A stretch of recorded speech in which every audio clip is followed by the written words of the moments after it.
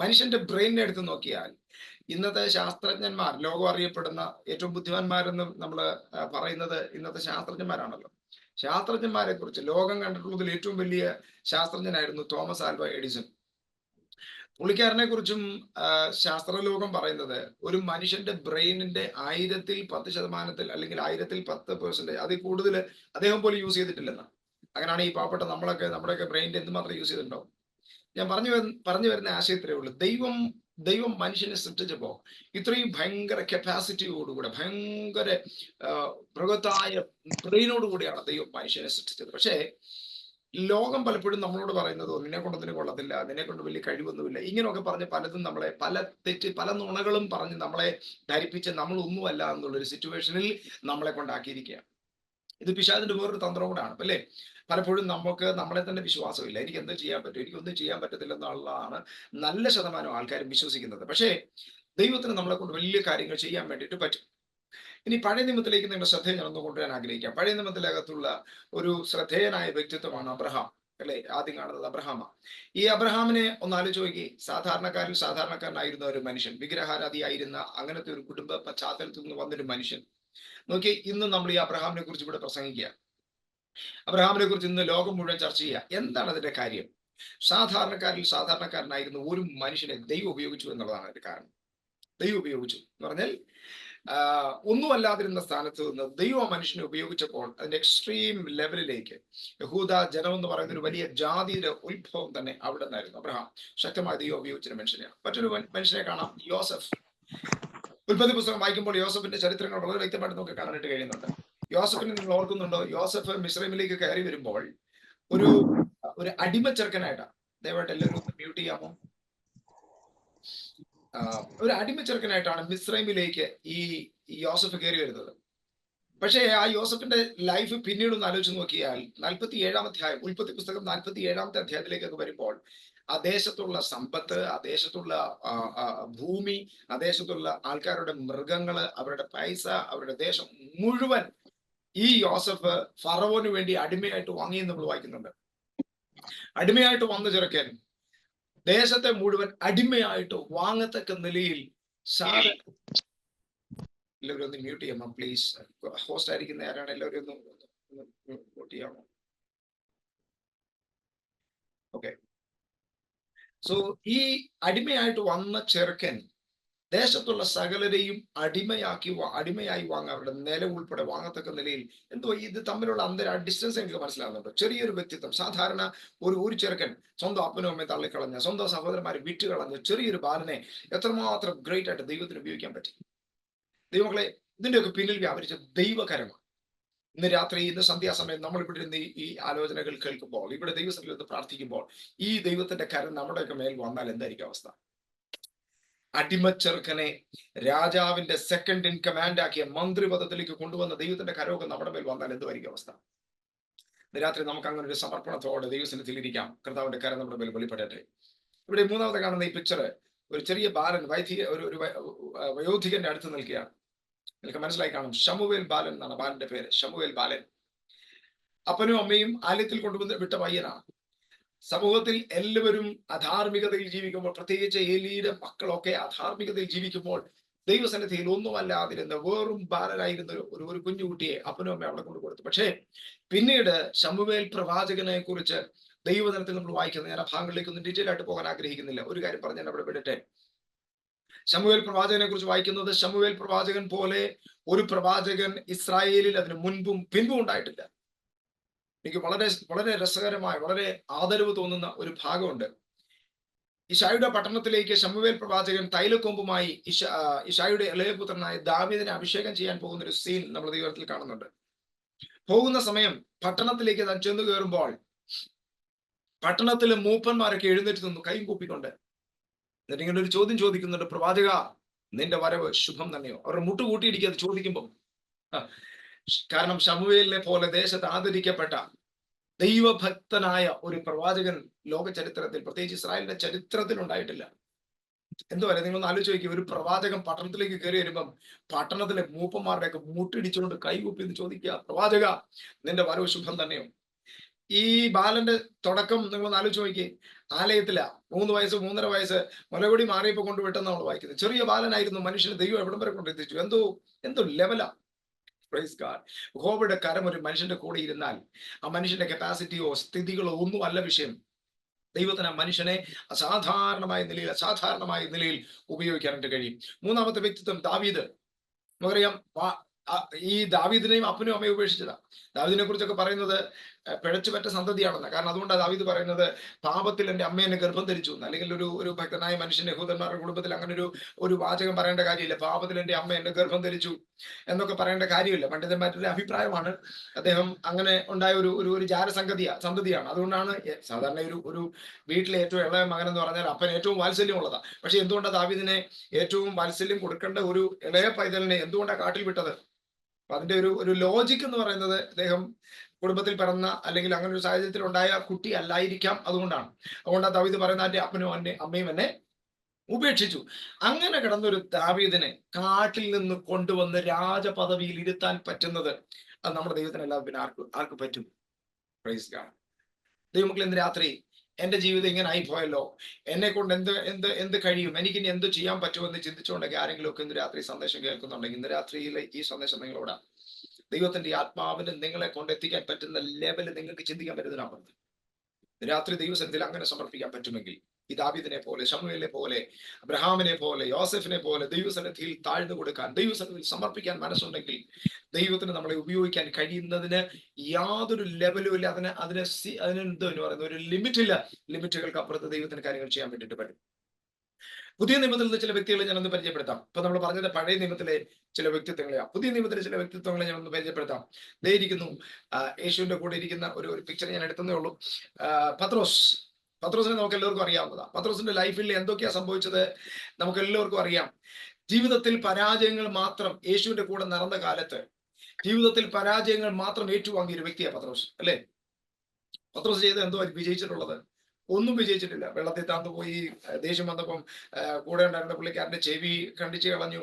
പിന്നെ യേശുവിനെ തള്ളി പറയത്തില്ലെന്ന് പറഞ്ഞു, തള്ളി പറഞ്ഞു. അങ്ങനെ തുടങ്ങി ഭയങ്കര എടുത്തുചാട്ടം ഒക്കെ ഉള്ള ഒരു നല്ല ക്വാളിറ്റി ഒന്നും ഇല്ലാതിരുന്ന ഒരു മനുഷ്യൻ, ജീവിതത്തിൽ പരാജയങ്ങൾ ഏറ്റുവാങ്ങിയ ഒരു മനുഷ്യൻ. പക്ഷേ പരിശുദ്ധാത്മാവിന്റെ ശക്തി ആ മനുഷ്യന്റെ മേൽ വന്നു കഴിഞ്ഞപ്പോൾ, പരിശുദ്ധാത്മാവിന്റെ സാന്നിധ്യം ആ മനുഷ്യന്റെ മേൽ വന്നു കഴിഞ്ഞപ്പോൾ, അസാധാരണമായ നിലയിൽ പിന്നീട് പത്രോസിന്റെ നിഴലൊക്കെ അടിച്ച രോഗികൾ സൗഖ്യമാകുന്നത്, അല്ലെ? പത്രോസിന്റെ ഒക്കെ പ്രസംഗിക്കാൻ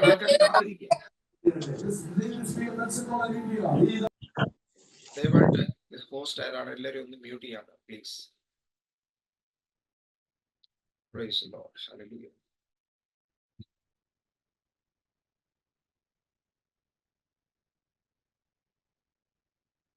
ഓക്കെ. സോ പരിശുദ്ധാത്മാവിന്റെ ശക്തി ആ മനുഷ്യന്റെ മേൽ വന്നപ്പോൾ അസാധാരണമായ നിലയിൽ ദൈവം മനുഷ്യനെ ഉപയോഗിച്ചു. ഇതിന്റെ അടുത്തിരിക്കുന്ന യോഹന്നാൻ പത്മോസിന്റെ ദ്വീപിൽ കിടക്കുക, എല്ലാവരും തള്ളപ്പെട്ട് ആകെപ്പാടെ പ്രതിസന്ധിക്കകത്തായി കിടക്കുന്ന മനുഷ്യൻ. പക്ഷെ ഇന്ന് 2000 വർഷങ്ങൾക്ക് ശേഷം നടക്കാൻ പോകുന്ന കാര്യങ്ങൾ ആ മനുഷ്യൻ അവിടെ ഇരുന്നുകൊണ്ട് ദർശനത്തിൽ കാണുക. എന്തോ സ്പിരിച്വൽ ലെവലാണ്. ഇന്ന് വരെ ലോക ചരിത്രത്തിൽ ദാനിയേൽ കഴിഞ്ഞാൽ പിന്നീട് നടക്കാൻ പോകുന്ന കാര്യങ്ങളെ കുറിച്ച്, ഭാവിയിൽ നടക്കുന്ന, ലോകത്തിന്റെ അവസാനത്തിൽ നടക്കാൻ പോകുന്ന കാര്യങ്ങളെ കുറിച്ച് ഇത്രയും ഡീപ്പായി റെവലേഷൻ കിട്ടിയ ഒരു മനുഷ്യൻ വേറെ ഇല്ല. എവിടെ കിടന്നു, എവിടം വരെ ദൈവം എത്തിച്ചു, അല്ലെങ്കിൽ ഏതൊക്കെ ലെവലിൽ ദൈവം ഉപയോഗിച്ചു എന്ന് നിങ്ങളൊന്ന് ചിന്തിച്ചു നോക്കിയേ. ഇതിന്റെ അടുത്തൊരു മനുഷ്യൻ, നമ്മളൊക്കെ ആദരിക്കുന്ന പൗലോസ്, സഭയെ ശിക്ഷിക്കാൻ, സഭയെ പീഡിപ്പിക്കാൻ വേണ്ടി ഇറങ്ങി പുറപ്പെട്ട മനുഷ്യനാണ്. പക്ഷെ ദൈവം ഉപയോഗിച്ച ലെവല് നമുക്കറിയാലോ. വിദ്യാസമ്പന്നനായിരുന്നു, കാര്യങ്ങളൊക്കെ ഉണ്ടായിരുന്നു. പക്ഷെ ദൈവത്തിന് എത്രയോ രാജ്യങ്ങളിൽ, എത്രയോ ഭൂഖണ്ഡങ്ങളിൽ കർത്താവിന്റെ വചനവുമായിട്ട് പോകാൻ ഈ മനുഷ്യനെ ദൈവം ഉപയോഗിച്ചു. Praise God. ഞാൻ പറഞ്ഞു വരുന്നതിന്റെ ആശയത്തിലേ ഉള്ളൂ. സാധാരണക്കാരായ യേശുവിന്റെ ശിഷ്യന്മാരെ ഒന്ന് ആലോചിക്കുക. യേശുവിന്റെ ശിഷ്യന്മാരിൽ മിക്ക ആളുകളും വിദ്യാഭ്യാസം കുറവുള്ളവരും സാധാരണക്കാരുമായിരുന്നു. പക്ഷേ ദൈവത്തിന്റെ സാന്നിധ്യവും ദൈവത്തിന്റെ ശക്തിയും ദൈവത്തിന്റെ കൃപയും അവരുടെ മേൽ വന്നപ്പോൾ അവരൊക്കെ പോയി നിന്ന ലെവല് ഭയങ്കരമാണ്. അവരൊക്കെ ദൈവം ഉപയോഗിച്ച ലെവല് ഭയങ്കരമാണ്. അതാണ് ഞാൻ പറഞ്ഞു വരുന്നതിന്റെ ആശയം. ഇനി ചരിത്രത്തിൽ നിന്ന് 1-2 വ്യക്തികളെ ഞാനൊന്ന് പരിചയപ്പെടുത്തിട്ട്, ദൈവത്തിന് ഒരു വ്യക്തി എത്രമാത്രം ഉപയോഗിക്കാൻ പറ്റും, എങ്ങനെയൊക്കെ ദൈവത്തിന് ഒരു വ്യക്തി ഉപയോഗിക്കാൻ പറ്റും എന്നുള്ളതിന്റെ 1-2 ഉദാഹരണങ്ങൾ വേഗത്തിൽ ഞാനത് പറയാം.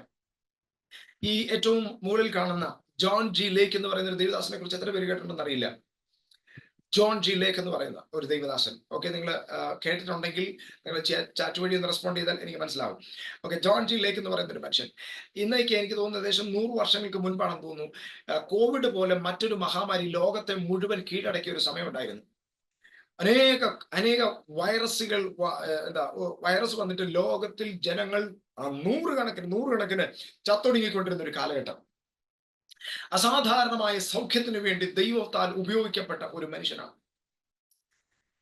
ഡോക്ടേഴ്സ് അത് അവസാനം വന്നിട്ട് ചെയ്തൊരു കാര്യം അറിയാമോ? ഇദ്ദേഹത്തിന്റെ കയ്യിൽ വൈറസിനെ കൊണ്ട് വെച്ചിട്ട് ഡോക്ടേഴ്സ് സ്കാൻ ചെയ്ത് നോക്കി എന്തോ സംഭവിക്കുന്നതെന്ന്. വൈറസ് ഈ മനുഷ്യന്റെ കയ്യിൽ വീഴുന്ന ഉടനെ ചത്തുപോവുക. ഡോക്ടേഴ്സ് കണ്ടുപിടിച്ച ഡോക്ടേഴ്സ് എന്ന് പറഞ്ഞാൽ അസാധാരണമായ നിലയിൽ, ഞാൻ ഈ പറയുന്നതിന്റെ ആഴം നിങ്ങൾക്ക് മനസ്സിലാവുന്നുണ്ടെന്ന് എനിക്കറിയില്ല. ആത്മാവിൽ നിങ്ങൾ ഈ കാര്യത്തെ ഗ്രഹിക്കാൻ വേണ്ടി ശ്രമിച്ചാട്ടെ. വളരെ ശക്തമായി ഏത് സാധാരണക്കാരനെയും ദൈവത്തിന് ഉപയോഗിക്കാൻ പറ്റും എന്ന് ഞാൻ പറഞ്ഞു വരികയാണ്.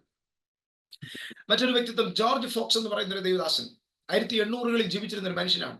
ലോകത്തിൽ ആദ്യമായി പ്രാർത്ഥിക്കുന്ന സമയത്ത് നമ്മളൊക്കെ ഇരുന്ന് പ്രാർത്ഥിക്കുമ്പോൾ ഇങ്ങനെ കുലുങ്ങുമല്ലോ, കയ്യോ കടിക്കുമ്പോൾ നമ്മൾ ഇങ്ങനെ ആത്മസാന്നിധ്യം വരുമ്പോൾ ചലിക്കുമല്ലോ. ലോകത്തിൽ ആദ്യമായിട്ട് അങ്ങനെ ചലിക്കാൻ തുടങ്ങിയത് ഈ മനുഷ്യനാണ്.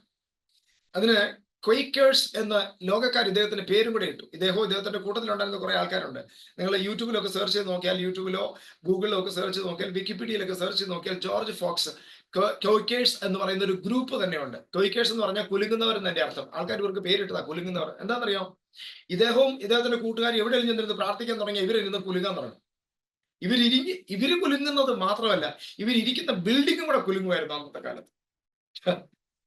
അപ്പോസ്തല പ്രവൃത്തിയിലൊക്കെ നമ്മൾ വായിച്ചു കേട്ടിട്ടേ ഉള്ളൂ അവർ ഇരുന്നിരുന്ന സ്ഥലം കുലുങ്ങിയെന്ന്. ഈ മനുഷ്യനൊക്കെ പ്രാർത്ഥിക്കുമ്പോൾ അവർ ഇരിക്കുന്ന സ്ഥലം കുലുങ്ങുമായിരുന്നു. ഒരു ഉദാഹരണം ഞാൻ വേഗത്തിൽ പറയാം. ഞാൻ ഇന്ന് പറയാൻ പോകുന്ന ഈ സന്ദേശത്തിന്റെ പകുതി ഭാഗത്തോളം ഇന്ന് എനിക്ക് എത്താൻ പറ്റത്തുള്ളൂ. ബാക്കി ഞാൻ ഇനി അടുത്ത ദിവസം വരുമ്പോൾ ഞാൻ പറയാം. അപ്പം ഈ അനുഭവങ്ങൾ പറഞ്ഞിട്ട് ഞാൻ അവസാനിപ്പിക്കാം. ഓക്കെ, സോ ഈ ജോർജ് ഫോക്സ് എന്ന് പറയുന്ന ദൈവദാസൻ ഒരിക്കൽ അന്ന് ലണ്ടനിലാണ് അദ്ദേഹം താമസിച്ചുകൊണ്ടിരുന്നത്, UK-യിൽ താമസിച്ചുകൊണ്ടിരുന്നത്.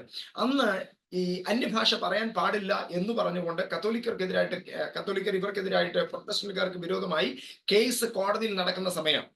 അന്ന് ഇവരോട് പറഞ്ഞു, നിങ്ങൾ അന്യഭാഷ പറയാൻ പാടില്ല, നിങ്ങൾ ഇരുന്ന് കുലുങ്ങാൻ പാടില്ല. ഇവർക്കെതിരെ കേസ് നടക്കുകയാണ് കോടതിയിൽ. ഇവരെ ലണ്ടനിൽ ഏതോ ഒരു പട്ടണത്തിൽ താമസിക്കുമ്പോൾ ഇവർ താമസിക്കുന്ന ബ്ലോക്കിന്റെ നേരെ ഓപ്പോസിറ്റ് ആണ് ഈ കേസ് വാദിക്കുന്ന ജഡ്ജി താമസിക്കുന്നത്. അപ്പൊ ഒരു ദിവസം ഈ ക്വൈക്കേഴ്സ് ഇവർ മുറിക്കകത്തിരുന്ന് പ്രാർത്ഥിക്കാൻ തുടങ്ങി. ഇവർ പ്രാർത്ഥിക്കുമ്പോൾ ഈ ബിൽഡിംഗ് ഇരുന്ന് ആടാൻ തുടങ്ങി. ബിൽഡിംഗ് പൊട്ടിപ്പോകുന്നില്ല, തകർന്നു പോകുന്നില്ല, ബിൽഡിംഗ് ആടാൻ തുടങ്ങി.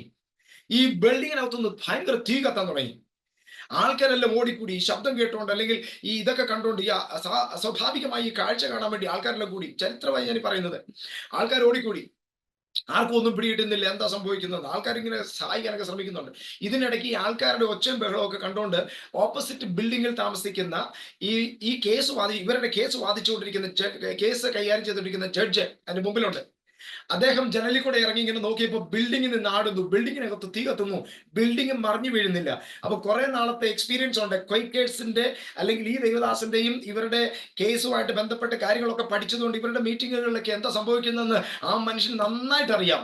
പുള്ളി അവിടെ ഒന്ന് ഉറക്കെ വിളിച്ചൊരു ശബ്ദം ഇങ്ങനെ വിളിച്ചു പറഞ്ഞു, ക്വൈക്കേഴ്സ് അവിടെ ഉണ്ട്, ആ ബിൽഡിങ്ങിനകത്തുണ്ട്, വേറൊന്നുമല്ല. അന്ന് അദ്ദേഹം കോർട്ടിൽ ചെന്നിട്ട് ഒരു സാക്ഷ്യപത്രം എഴുതി കൊടുത്തു, നിങ്ങൾക്ക് ഇന്ന് തൊട്ട് അന്യഭാഷ പറയാം. ദൈവത്തിന്റെ പ്രവൃത്തി. Praise God. ഓക്കെ, അടുത്തൊരു മനുഷ്യൻ, അദ്ദേഹത്തിന്റെ അനുഭവങ്ങൾ പറഞ്ഞാൽ ഒത്തിരി ഉണ്ട്. ഒരിക്കലും അദ്ദേഹം പ്രാർത്ഥിക്കാൻ പോയിട്ട് ഒരു ദിവസം ഇങ്ങനെ കാണുന്നില്ല, അദ്ദേഹത്തെ കാണുന്നില്ല. ആൾക്കാരെല്ലാം കൂടെ തിരക്കി നടക്കുക. ചെന്നപ്പോൾ എവിടെ ഒരു കച്ചിത്തുറു ഇങ്ങനെ ഇരുന്ന് അനങ്ങുന്നത് കാണാം. കച്ചിത്തുറു മൊത്തത്തിൽ ഇരുന്ന് കുലുങ്ങുക കാണുക. ചെന്ന് നോക്കിയപ്പോൾ ഈ കച്ചിത്തുറു പുള്ളിക്കാരൻ ഇരുന്ന് പ്രാർത്ഥിക്കാൻ തുടങ്ങിയപ്പോൾ ദൈവസാന്നിധ്യം ഇറങ്ങി വന്നിട്ട് ഇദ്ദേഹത്തിന് കൺട്രോൾ ചെയ്യാൻ പറ്റുന്നില്ല. ഇദ്ദേഹം കച്ചിത്തുറുവിനെ കയറി പിടിച്ചു, മൊത്തം കച്ചിത്തുറു നിന്ന് ആടുക. Praise God. ഇദ്ദേഹം ആത്മവിവശതയിലായി 10-15 ദിവസമൊക്കെ കിടക്കും. ആൾക്കാർ പറയുന്നത് ഇദ്ദേഹത്തിന്റെ ശരീരം ആ സമയത്തൊക്കെ ഇങ്ങനെ തിളങ്ങിക്കൊണ്ടിരിക്കുന്നു. Praise God. അന്ന് ആ ആത്മവിവശതയിൽ ഇങ്ങനെ കിടക്കുമ്പോൾ അപ്പോഴാണ്, അന്ന് ഇവർക്ക് ആർക്കും മരുന്ന് കൊടുക്കത്തില്ല, ഇവരിൽ ആരെങ്കിലും രോഗികളായ മരുന്ന് കൊടുക്കത്തില്ല, ഇവർക്ക് ആശുപത്രിയിൽ ചികിത്സിപ്പിക്കത്തില്ല. അങ്ങനെയൊക്കെ ഇരിക്കുമ്പോഴാണ് ആത്മാവിൽ ദൈവം ഈ മനുഷ്യന് കൊടുത്ത വെളിപ്പാടാണ്, ഇന്ന മരത്തിന്റെ ഇല ഭക്ഷിച്ചാൽ മതി, അതിനകത്ത് ഇന്ന സൗഖ്യം ഉണ്ടാകും എന്ന് പറഞ്ഞ് പച്ചമരുന്നുകളുടെ ട്രീറ്റ്മെന്റ് മെത്തേഡുകൾ ഈ മനുഷ്യന് വെളിപ്പാട് കിട്ടിയതാണ്. ദൈവങ്ങളെ, നമ്മുടെ മേൽ വ്യാപരിക്കുന്ന ദൈവശക്തിക്കും ദൈവ സാന്നിധ്യത്തിനും നമ്മൾ ചിന്തിക്കുന്നതിന് അപ്പുറത്ത് വലിയ കാര്യങ്ങൾ ചെയ്യാൻ പറ്റും. ഞാനീ പറയുന്ന ഒന്നും എന്റെ കയ്യിൽ നിന്നിട്ട് പറയുന്നതല്ല. ചരിത്രത്തിനകത്ത് ഇദ്ദേഹത്തിനെ കുറിച്ചുള്ള ബുക്കുകൾ കിട്ടും, നിങ്ങൾ വായിച്ചു നോക്കിയാൽ അതിനകത്ത് എഴുതിയിരിക്കുന്ന കാര്യങ്ങളാണ് ഞാൻ പറയുന്നത്. പ്രൈസ് ഒന്നും വേണ്ട, നിങ്ങൾ ഈ വിക്കിപീഡിയക്ക് അത് സെർച്ച് ചെയ്താൽ മതി, നിങ്ങൾക്ക് ആവശ്യത്തിനുള്ള ഇൻഫർമേഷൻ കിട്ടും. Praise God. അടുത്തൊരു മനുഷ്യനെ കുറിച്ച് ഞാൻ പറയാൻ ആഗ്രഹിക്കുന്നത് സ്മിത്ത് വിഗിൾസ്വർത്ത്. നമ്മൾ പലരും കേട്ടിട്ടുള്ളതായിരിക്കും. സ്മിത്ത് വിഗിൾസ്വർത്ത് ചരിത്രത്തിൽ ദൈവം ഉപയോഗിച്ചിട്ടുള്ള മനുഷ്യനാണ്. ഞാൻ പറഞ്ഞു വരുന്നതിന്റെ ആശയം നിങ്ങൾക്ക് മനസ്സിലാകുന്നുണ്ടോ? സാധാരണക്കാരിൽ സാധാരണക്കാരായ മനുഷ്യരെ ദൈവത്തിന് എത്രമാത്രം ഉപയോഗിക്കാൻ പറ്റും എന്നുള്ളതിന്റെ ഒരു ആശയം ഞാൻ പറഞ്ഞു വരിക. സ്മിത്ത് വിഗിൾസ്വർത്ത് എന്ന് പറയുന്ന മനുഷ്യൻ, എനിക്ക് തോന്നുന്നു ഞാൻ കഴിഞ്ഞ പ്രാവശ്യം മീറ്റിംഗിൽ വന്നപ്പോൾ ഈ മനുഷ്യനെ കുറിച്ച് ചെറുതായിട്ട് പറഞ്ഞിരുന്നു. ജീവിതത്തിൽ പള്ളിക്കൂടത്തിൽ പോയിട്ടില്ല. ആറ് വയസ്സുള്ളപ്പം അപ്പൻ്റെ വീട്ടുകാരുടെ കൂട്ടത്തിൽ എന്താ പറയുന്നത്, കേത്തിവാട്ടിയിൽ എന്താ പറഞ്ഞ കൃഷിയിടത്തിൽ പണിക്കിറങ്ങിയതാ 6 വയസ്സുള്ളപ്പോൾ. അതുകൊണ്ട് സ്കൂളിൽ പോകാൻ പറ്റിയിട്ടില്ല. ആയുസിൽ സ്കൂളിന്റെ പടി കണ്ടിട്ടില്ല. ഇദ്ദേഹം സാൽവേഷൻ ആർമിയിൽ ഉണ്ടായിരുന്ന ഒരു സഹോദരിയെ വിവാഹം കഴിച്ച്, ആ സഹോദരിയാണ് പൗളി എന്ന് പറയുന്ന ഒരു സഹോദരിയാണ് ഇദ്ദേഹത്തെ വിവാഹം കഴിഞ്ഞതിന് ശേഷം ആ പുള്ളിക്കാരിയാണ് ഇദ്ദേഹത്തെ ബൈബിൾ വായിക്കാൻ പഠിപ്പിക്കുന്നത്, എഴുതാൻ വായിക്കാൻ പഠിപ്പിക്കുന്നത്. അന്ന് തൊട്ട് അദ്ദേഹം ബൈബിൾ മാത്രമേ വായിച്ചിട്ടുള്ളൂ. ജീവിതത്തിൽ ബൈബിൾ അല്ലാതെ ഒരു പുസ്തകം വായിച്ചിട്ടില്ല, കൈകൊണ്ട് അദ്ദേഹം തൊട്ടിട്ടില്ല. ന്യൂസ് പേപ്പർ പോലും വായിക്കാത്തൊരു മനുഷ്യൻ. അദ്ദേഹം പറഞ്ഞു, ന്യൂസ് പേപ്പർ ഞാൻ വായിച്ചാൽ എന്റെ ബുദ്ധിയൊക്കെ എന്താ തലയ്ക്കകത്ത് ആവശ്യമില്ലാത്തൊക്കെ കയറും, അതിന്റെ ആവശ്യം എനിക്കില്ല. ആ ന്യൂസ് പേപ്പർ വായിക്കുമ്പോൾ എന്റെ മൈൻഡ് അശുദ്ധമാകും. ബൈബിൾ വായിച്ചാൽ ഞാൻ വിശുദ്ധനാകും. അതുകൊണ്ട് ഞാൻ ബൈബിൾ മാത്രമേ വായിക്കത്തുള്ളൂ. 22 മരിച്ചവരെ ഉയർത്തെഴുന്നേൽപ്പിച്ച മനുഷ്യൻ സ്മിത്ത് വിഗിൾസ്വർത്ത്. ലോകം അറിയപ്പെടുന്ന പ്രസിദ്ധനായ, ക്രിസ്തുവിൽ പ്രസിദ്ധൻ എന്ന് പറയുന്ന ദൈവദാസൻ സ്മിത്ത് വിഗിൾസ്വർത്ത്. ഹല്ലേലൂയ. ഒരിക്കൽ അദ്ദേഹം ഒരു മനുഷ്യന്റെ വീട്ടിൽ ചെന്നു. ഒരു മിനിസ്റ്ററാ. ആ മിനിസ്റ്റർ അദ്ദേഹത്തോട് പറഞ്ഞു, എനിക്ക് കാൽപത്തികളില്ല, എനിക്ക് വേണ്ടി പ്രാർത്ഥിക്കണം. അദ്ദേഹം പറഞ്ഞു, നിങ്ങൾ പോയി ഷൂ മേടിച്ചോണ്ട് വാ. നിങ്ങൾ ഈ ചരിത്രം കേട്ടിട്ടുണ്ടാവും, അല്ലെങ്കിൽ ദിവസമാര് പറഞ്ഞ് കേട്ടിട്ടുണ്ടാവും. കാൽപ്പത്തി ഇല്ലാത്ത മനുഷ്യരോട് പറഞ്ഞു, നിങ്ങൾ പോയി ഷൂ മേടിച്ചോണ്ട് വാ. അദ്ദേഹം വിചാരിച്ചു എന്നെ കളിയാക്കുവാന്ന്. കാൽപ്പത്തി ഇല്ലാത്ത മനുഷ്യരോട് പോയി ഷൂ മേടിച്ചോണ്ട് വരാൻ പറഞ്ഞു. അദ്ദേഹം പ്രാർത്ഥിച്ചില്ല. അദ്ദേഹം എന്തായാലും അന്നത്തെ ദിവസം അങ്ങനെ കഴിച്ചു കൂട്ടി. പിറ്റേ ദിവസം രാവിലെ കട തുറന്നപ്പോൾ ഷൂ മാർക്കറ്റിൽ പോയി. കട ചെന്നിട്ട് പറഞ്ഞു, എനിക്കൊരു ഷൂ വേണം. കടക്കാരൻ ഇതിന്റെ കാലിൽ നോക്കിയിട്ട് പറഞ്ഞു, നിങ്ങൾക്ക് പറ്റിയ ഷൂ ഇല്ല, കാരണം കാലിന്റെ ഈ കുറ്റി മാത്രമേ ഉള്ളൂ, കാലിന്റെ പത്തിയില്ല, നിങ്ങൾക്ക് എങ്ങനെ ഷൂ തരുന്നത്? അദ്ദേഹം പറഞ്ഞു, എനിക്ക് ഷൂ വേണം, ഷൂ തന്നേ പറ്റൂ. അവസാനം കടക്കാരൻ പറഞ്ഞിട്ട് ഇങ്ങനെ ചോദിച്ചു, നിങ്ങൾക്ക് എന്തോ കളർ ഷൂ ആ വേണ്ടിയത്, എത്ര ഇഞ്ചിന്റെ വേണ്ടിയത്? അദ്ദേഹം പറഞ്ഞു, എനിക്ക് 8 ഇഞ്ചിന്റെ ഷൂ വേണം, ബ്ലാക്ക് കളറുള്ള ഷൂ വേണം. നിങ്ങൾക്ക് അറിയാമോ എന്താ സംഭവിച്ചെന്ന്? കടയ്ക്കകത്ത് വെച്ച് ആ മനുഷ്യൻ ഷൂ എടുത്ത് ഷൂ തുറന്നിട്ട് ഷൂവിനകത്തോട്ട് കാല് വെക്കുകയും അതിന്റെ പത്തി മൊത്തം വളർന്നു വന്നു. അതുപോലെ ഇടത്തെ കാലും അദ്ദേഹം ഷൂവിനകത്തേക്ക് ഇട്ടു, പത്തി മൊത്തം വളർന്നു വന്നു. ചരിത്രം പറയുന്ന കാര്യ, ചരിത്രം. Praise God. ഹല്ലേലൂയ. ദൈവമക്കളെ, നമ്മുടെ ദൈവത്തിന് അസാധ്യമായിട്ടൊന്നുമില്ല. സ്കൂളിൽ പോകാത്ത മനുഷ്യനെ ദൈവത്തിന് എത്രയും ശക്തമായിട്ട് ഉപയോഗിക്കാൻ പറ്റുമെങ്കിൽ. അദ്ദേഹത്തിന്റെ അസാധാരണമായ വേറൊരു എക്സ്പീരിയൻസ് ഉണ്ട്. ഒരിക്കലൊരു ഹോസ്പിറ്റലിൽ അദ്ദേഹം ചെയ്യുന്നു. ഹോസ്പിറ്റലിൽ ചെന്നിട്ട് അദ്ദേഹം പറഞ്ഞു, ഞാൻ സ്മിത്ത് വിഗിൾസ്വർത്ത് എന്ന് പറയുന്ന മനുഷ്യനാണ്, ഞാൻ രോഗികൾക്ക് വേണ്ടി പ്രാർത്ഥിച്ച രോഗികൾ സൗഖ്യമാകും, അതുകൊണ്ട് ഈ ഹോസ്പിറ്റലിലുള്ള രോഗികൾക്ക് വേണ്ടി പ്രാർത്ഥിക്കാൻ എനിക്കൊരു അവസരം തരണം. റിസപ്ഷനിസ്റ്റ് പറഞ്ഞു, സമയം കഴിഞ്ഞു, വിസിറ്റേഴ്സിന്റെ സമയം കഴിഞ്ഞു, ഇന്ന് നിങ്ങൾക്ക് കയറാൻ സാധ്യമല്ല, പ്ലീസ് തിരിച്ചു പോകാൻ പറഞ്ഞു. അദ്ദേഹം പറഞ്ഞു, ഞാൻ സ്മിത്ത് വിഗിൾസ്വർത്ത്, ഞാൻ പ്രാർത്ഥിക്കും, രോഗികൾ സൗഖ്യമാകും, സമയമൊന്നും പ്രശ്നമല്ല, എന്നെ വിടാൻ പറഞ്ഞു. അദ്ദേഹം പറഞ്ഞു, വിടാൻ പറ്റത്തില്ല. അവസാനം തമ്മിൽ വാക്കു തർക്കങ്ങളായി. അദ്ദേഹത്തെ വിട്ടില്ല. ഈ മനുഷ്യൻ ദേഷ്യം വന്നു, വളരെ ആത്മഭാരത്തോടു കൂടെ പോയതാ. അദ്ദേഹത്തിന് ദേഷ്യം വന്നു. അദ്ദേഹം ആ ടേബിളിലേക്ക് ഒറ്റ അടി അടിച്ചിട്ട് പറഞ്ഞു, യേശുവിന്റെ നാമത്തിൽ രോഗികൾ മൊത്തം സൗഖ്യമാകട്ടെ. അദ്ദേഹം ആ ഒറ്റ വാക്കും പറഞ്ഞു വീട്ടിൽ പോയി. പിറ്റേ ദിവസം സന്ധ്യയായി 6 മണി ആയപ്പോഴത്തേക്ക് ഹോസ്പിറ്റൽ മൊത്തം കാലിയായി, എല്ലാ രോഗികളും ഡിസ്ചാർജ് ആയി. ഹോസ്പിറ്റലിന്റെ ഡയറക്ടർ വന്നു പിറ്റേ ദിവസം വൈകിട്ടായപ്പോഴത്തേക്ക്. അദ്ദേഹം വന്ന് ചോദിച്ചു, എന്ത് പറ്റി? ഹോസ്പിറ്റലെല്ലാം കാലിയായി, അങ്ങനെ ഒരു സംഭവം ഉണ്ടായിട്ടില്ല, സാധ്യതയില്ല പറഞ്ഞു. ഇങ്ങനെ ഒരു മനുഷ്യൻ വന്ന് ദേഷ്യപ്പെട്ടിട്ട് പോയതാന്ന് പറഞ്ഞു. അദ്ദേഹം ഈ മനുഷ്യനെ കുറിച്ച് അന്വേഷിച്ച് പിടിച്ചു മനസ്സിലാക്കി, കർത്താവ് ശക്തമായിട്ട് ഉപയോഗിക്കുന്ന മനുഷ്യനാണെന്ന് മനസ്സിലാക്കി. അവസാനം അദ്ദേഹം ആ ഹോസ്പിറ്റലിൽ വിറ്റതിന് ശേഷം ഈ മനുഷ്യന്റെ കൂടെ സുവിശേഷ വേലയ്ക്ക് കൂടി. സുവിശേഷത്തിന്റെ ഇമ്പാക്ട് ഭയങ്കരമാണ്. പള്ളിക്കുടുത്തി പോകാത്ത മനുഷ്യനെ, ഞാനതാ ആദ്യം ആ ഒരു വിത്തിന്റെ കാര്യം പറഞ്ഞത്, ഒരു കുഞ്ഞു വിത്തിനകത്തു നിന്ന് എത്ര വലിയ ഫോറസ്റ്റ് ഉണ്ടാക്കിയെടുക്കാൻ പറ്റും എന്ന് പറഞ്ഞ പോലെ തന്നെ സാധാരണക്കാരിരിക്കുന്ന മനുഷ്യനെ അവരുടെ മേൽ ദൈവശക്തി വന്നാൽ എത്രയോ വലിയതായിട്ട് ദൈവത്തിന് ഉപയോഗിക്കാൻ വേണ്ടി പറ്റും. ഇന്ന് രാത്രി ഞാൻ ഈ പറയുന്ന സന്ദേശങ്ങൾ ആർക്കൊക്കെ മനസ്സിലാകുന്നുണ്ടെങ്കിൽ ആത്മാവിൽ അതൊന്ന് സ്വീകരിച്ച് ഒന്ന് പ്രിപ്പയർ ആയിക്കുക. ദൈവത്തിന് നമ്മളെ എല്ലാവരും ഉപയോഗിക്കാൻ പറ്റും. ദൈവത്തിന് യാതൊരു വ്യത്യാസവുമില്ല. ദൈവത്തിന് എല്ലാവരും ഉപയോഗിക്കാൻ പറ്റും. ദേണ്ടേ, കാതറിൻ കൂൾമാൻ എന്ന് പറയുന്ന ഒരു ദൈവപുരുഷ, കാതറിൻ കൂൾമാൻ. എത്ര പേര് കേട്ടിട്ടുണ്ടോ എന്ന് എനിക്കറിയില്ല. കേട്ടിട്ടുണ്ടോ? ആരെങ്കിലും കേട്ടിട്ടുണ്ടോ കാതറിൻ കൂൾമാൻ? വളരെ ശക്തമായി ദൈവം ഉപയോഗിച്ചൊരു മനുഷ്യൻ. ഓക്കെ, കുറച്ച് പേര് കേട്ടിട്ടുണ്ട്. കാതറിൻ കൂൾമാൻ എന്ന് പറയുന്ന ഈ ദൈവദാസി, പലപ്പോഴും നമ്മൾ സഹോദരിമാരാണല്ലോ ഇന്ന് ഈ മീറ്റിംഗിൽ കൂടുതലുള്ളത്. നമ്മൾ വിചാരിക്കും, ദൈവദാസന്മാരെയാണല്ലോ അധികം ഉപയോഗിക്കുന്നത്, അതുകൊണ്ട് എനിക്ക് എന്തോ ചെയ്യാൻ പറ്റുമെന്ന് അങ്ങനെ ചിന്തിക്കേണ്ട കാര്യമില്ല. ഈ സ്ത്രീയെ കണ്ടോ? അവര് ആകെപ്പാടെ പച്ച മലയാളത്തിൽ പറഞ്ഞ എല്ലും തോലുമായിട്ടായിരിക്കുന്നത്. അവരുടെ ശരീരം കണ്ടോ? നിങ്ങൾ ഇവരുടെ വീഡിയോ ഒക്കെ എടുത്ത് യൂട്യൂബിൽ ഇഷ്ടം പോലെ കിട്ടും, ഒന്ന് എടുത്ത് നോക്കണേ. എന്ന് പറഞ്ഞാൽ മാസം തികയാതെ പ്രസവിച്ചൊരു സ്ത്രീയാണ്, മാസം തികയാതെ പ്രസവിക്കപ്പെട്ടൊരു കുഞ്ഞാണ്. അതുകൊണ്ട് തന്നെ ഇവരുടെ ലൈഫിൽ ആയുസിൽ അസുഖം വിട്ട് മാറിയിട്ടില്ല. എന്നും എന്തെങ്കിലുമൊക്കെ അസുഖമായിരുന്നു ഇവരുടെ ജീവിതത്തിൽ മാറി. കാരണം മാസം തികയാതെ പ്രസവിച്ചത് കൊണ്ട്. പക്ഷേ ദൈവത്താൽ ഇത്രയും ശക്തമായി ആ കാലങ്ങളിൽ ഉപയോഗിക്കപ്പെട്ട ഒരു സ്ത്രീ ലോക ചരിത്രത്തിൽ വേറെ ഉണ്ടായിട്ടില്ല. ഒന്ന് രണ്ട് ഉദാഹരണങ്ങൾ ഞാൻ പറയാം. എനിക്ക് തോന്നുന്നു കഴിഞ്ഞ പ്രാവശ്യം ഞാൻ പ്രസംഗിക്കാൻ വന്നപ്പോൾ ഒന്ന് രണ്ട് ഉദാഹരണങ്ങൾ ഞാൻ പറഞ്ഞിട്ടുണ്ടായിരുന്നു. ഒരിക്കലും ഈ സ്ത്രീ ഒരു ഹോട്ടലിൽ ചെന്നു. ആ ഹോട്ടലിൽ ചെന്നപ്പോൾ അവിടെ ഈ സ്ത്രീ അവിടെ ഉണ്ടെന്ന് മനസ്സിലാക്കി. കാതറിൻ കുൾമാൻ അന്ന് ശക്തമായ ദൈവത്തിൽ ഉപയോഗിക്കപ്പെടുന്ന ഭയങ്കര ഹീലിംഗ് മിനിസ്ട്രിക്ക് ദൈവം ഉപയോഗിക്കുന്നതാണ്. പിശാചിനോടൊക്കെ യേശുവിന്റെ നാമത്തിൽ ഇങ്ങനെ വളരെ കൂളായിട്ട് നിന്നിട്ട് യേശുവിന്റെ നാമത്തിൽ പുറത്തു പോകാൻ പറഞ്ഞാൽ അന്നേരം രണ്ടാമത് പറയേണ്ട കാര്യമില്ല, അപ്പോഴേ അശുദ്ധാത്മാക്കൾ വിട്ടുപോകും. അത്രയ്ക്ക് അസാധാരണമായ അധികാരം കൈകാര്യം ചെയ്തൊരു സ്ത്രീയാണ്. ദൈവമക്കളെ, നമ്മുടെയൊക്കെ നാവിന്റെ മേൽ ദൈവം കർത്താവ് പറഞ്ഞൊരു വാക്ക് നിങ്ങൾ ഓർക്കുന്നുണ്ട്. യെരമ്യാവ് 15:19 കർത്താവ് പറഞ്ഞത്, നീ അധമമായത് ഒഴിച്ച് ഉത്തമമായത് പ്രസ്താവിച്ചാൽ നിന്നെ എന്റെ വായ് പോലെയാക്കി തീർക്കും. ദൈവം ഒരു വാക്ക് പറഞ്ഞാൽ അതിനെന്ത് അധികാരമുണ്ടോ, അതിനെന്ത് ഖനമുണ്ടോ, അത്രയും ഖനമുണ്ടാകും നമ്മൾ പറയുന്ന ഒരു വാക്കിന്. ഇന്ന് രാത്രി അങ്ങനെ ചിലരുടെ മേൽ ദൈവം നാവിന്റെ മേൽ അങ്ങനെ ഒരു അധികാരം കൽപ്പിക്കുന്നു. ചിലരുടെ മേൽ ദൈവം അങ്ങനെ ഒരു നാവിന്റെ മേൽ അധികാരം കൽപ്പിക്കുന്നു. പറഞ്ഞാൽ കർത്താവ്, ഞാൻ അധമമായത് സംസാരിക്കത്തില്ല, അധമമായത് ഞാൻ ഒഴിക്കുകയാണെന്ന് ഇന്ന് രാത്രി പറയാൻ ആർക്കെങ്കിലും താല്പര്യമുണ്ടെങ്കിൽ ദൈവാത്മാവ് ഇന്ന് രാത്രി നിങ്ങളുടെ മേൽ അങ്ങനെ ഒരു അധികാരത്തെ ദൈവം കൈമാറുകയാണ്. അധികാരത്തെ ദൈവം കൈമാറുകയാണ്. Praise God. ഈ സ്ത്രീ ഒരു ഹോട്ടലിൽ ചെന്നു. അവിടെ ചെന്ന് ഇങ്ങനെ ഇരിക്കുമ്പോൾ ആൾക്കാർക്ക് അറിവ് കിട്ടി, കാതറിൻ കുൾമാൻ ഇന്ന ഹോട്ടലിലുണ്ട്. നിങ്ങൾക്ക് എന്താ സംഭവിച്ചെന്നറിയാമോ? ആ ദേശത്തുള്ള ആൾക്കാർ മുഴുവൻ അവിടെ വന്നു കൂടി. അവസാനം ഈ സ്ത്രീക്ക് ഹോട്ടലിൽ നിന്ന് പുറത്തിറങ്ങി പോകാൻ പറ്റാത്ത സാഹചര്യമായി. അത്രയ്ക്ക് ആള് തടിച്ചു കൂടി. അവസാനം ഹോട്ടലിലെ ആൾക്കാർ പറഞ്ഞു, ഒരു കാര്യം ചെയ്യും, ഞങ്ങള് ഹോട്ടലിന്റെ പുറകില് ഈ കിച്ചൺ ഉണ്ട്, കിച്ചണിന്റെ അവിടെ വണ്ടി കൊണ്ടുവരാം, നിങ്ങൾ കിച്ചൺ വഴി ഇറങ്ങി വന്നിട്ട് വണ്ടിക്കകത്ത് കയറി ആരും അറിയാതെ വിട്ടുപോകാൻ പറഞ്ഞു. അപ്പൊ ആൾക്കാർ വിചാരിക്കും വേറെ ഏതോ ആള് പോകുന്നതാണ്. നിനക്കറിയാൻ എന്താ സംഭവിച്ചെന്ന്? 40 പേര് ജോലി ചെയ്തുകൊണ്ടിരുന്ന ആ കിച്ചണകത്ത്, 40 പേര് ജോലി ചെയ്തുകൊണ്ടിരുന്ന കിച്ചണകത്തൂടെ ഇവരിറങ്ങിപ്പോയപ്പോൾ ഈ 40 എണ്ണം വിടുതലായി. 40 എണ്ണത്തിൽ മിക്കവാറും ആൾക്കാരുടെ അകത്തുനിന്ന് ഭൂതോളം വെളിപ്പെടുന്നത്. ചുമ്മാ അവർ നടന്നു പോയത് വഴി, ചുമ്മാ ഇറങ്ങി അവർ നടന്നു പോയതാ ഭൂതോളം പറയും. ഈ സ്ത്രീയെ കുറിച്ച് പറയുന്നത്, അവരൊരു ദേശത്ത് വന്നാൽ 1 കിലോമീറ്റർ ചുറ്റളവിലുള്ള ആൾക്കാരൊക്കെ ചുമ്മാ ഇരുന്ന് കരയാൻ തുടങ്ങും. അവർക്ക് അറിയത്തില്ല എന്താ കരയുന്നതെന്ന്. പരിശുദ്ധാത്മാവ് വലിയ പാപബോധം, ഇവരെ കാണുമ്പോൾ തന്നെ ആൾക്കാർക്ക് പാപബോധം ഉണ്ടാകുവാൻ.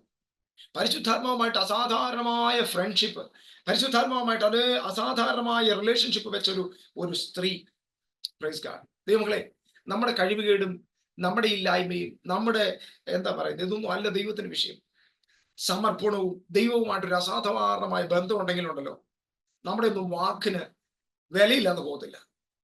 സാധാരണ നിലയിൽ ദൈവത്തിന് ഉപയോഗിക്കാൻ പറ്റും. സ്ത്രീകളെ കുറിച്ച് പറയുമ്പോൾ ലൂക്കോസിന്റെ സുവിശേഷം 8-ാം അധ്യായത്തിലാണ് തോന്നുന്നൊരു ഒരു നമ്മൾ വായിക്കുന്നുണ്ട്. യേശുവിന്റെ കൂടെ നടന്ന ചില സ്ത്രീകളെ കുറിച്ച് 8-ാമത്തെ അധ്യായത്തിലാണെന്ന് തോന്നുന്നു. എനിക്ക് കഴിഞ്ഞ ദിവസം വായിച്ചെന്നെങ്കിലോ കുറേ സ്ത്രീകൾ യേശുവിന്റെ കൂടെ. ഓക്കെ, ലൂക്കോസിന്റെ സുവിശേഷം 8-ാം അധ്യായം നിങ്ങളൊന്ന് വായിച്ചു നോക്കി. ഞാൻ തന്നെ വായിക്കാം. സ്ത്രീകൾക്ക് സുവിശേഷ വേദിയിൽ എന്തെങ്കിലും ചെയ്യാൻ പറ്റുമോ എന്നുള്ളതിന്റെ ഒരു ഉത്തരവാണ് ഞാൻ പറയാൻ ആഗ്രഹിക്കുന്നത്. ഈ പ്രത്യേകിച്ച് നമ്മുടെ കേരളക്കരയിൽ ഒരു എന്താ പറയുന്നത്, ഒരു ചിന്ത ഇങ്ങനെയുണ്ട്, സ്ത്രീകൾ ആരും ശുശ്രൂഷയിൽ മുന്നോട്ട് വരാൻ പാടില്ല, ചെയ്യാൻ പാടില്ല എന്നൊക്കെ ചിന്തിക്കുന്ന ചില ചിന്തകളും ആശയങ്ങളും ഒക്കെ ഉണ്ട്. നിങ്ങൾ ഈ വാക്യം ഒന്ന് വായിച്ചു നോക്കി. അനന്തരം അവൻ ദൈവരാജ്യം പ്രസംഗിച്ചും സുവിശേഷം കൊണ്ട് പട്ടണം തോറും സഞ്ചരിച്ചു. സുവിശേഷത്തെ കൊണ്ട് പട്ടണം തോറും സഞ്ചരിച്ചു.